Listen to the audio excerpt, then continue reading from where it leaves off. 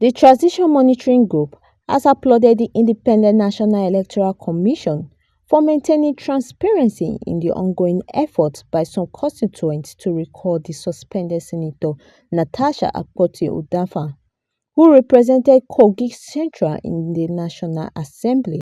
The chairman of the group, in a statement, described the recall attempt as desperate move by political actors aimed at silencing the senator, following her recent public confrontation with the Senate President Godswill Akpabio.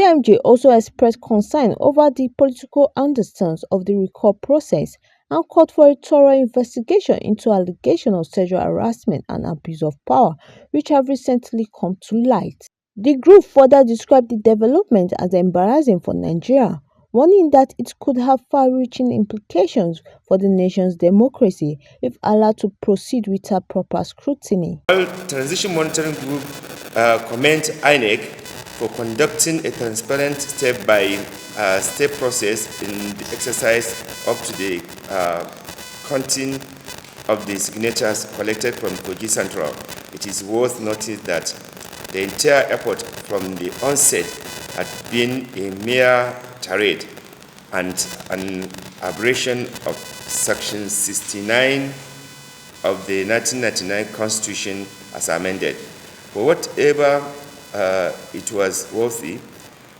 the entire effort was a waste of resources, waste of time, especially for INEC. Recalling a lawmaker is predicated on the grounds of misrepresentation, underperformance, misconduct, not a tool for some disgruntled politicians who are hired, to wield at will. The monitoring group is satisfied with the conduct of INEC, its dedication and commitment to transparent process which upholds constitutionalism and due process in this matter of recall. This is a clear demonstration of the functionality of democracy when democratic institutions uphold rule of law rather than becoming tools for alignment of political interests of a few people in power. So the role that INEC had played so far with regard to the this dubious recall, we commend them and we hope that they will still stick to the rules and regulation guiding how recall process is actually done. However, Transition Monitoring Group is very interested in how more than 50% of total registered voters in Kogi Central quickly turn up to sign a petition for recall of lawmaker in a country that has historically experienced a worrisome level of voter apathy.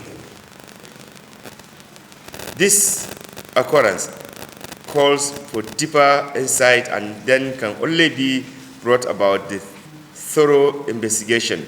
The Transition Monitoring Group, as an election observer, as people who are interested in democratic process in the country, we are also deeply worried that against the provisions of the Data Protection Act, personal data of citizens of Kogi Central District has been harvested and used without their consent. This fraud must be investigated by the National Data Protection Commission to assure Nigerians that their personal data will indeed be protected as envisaged by the law.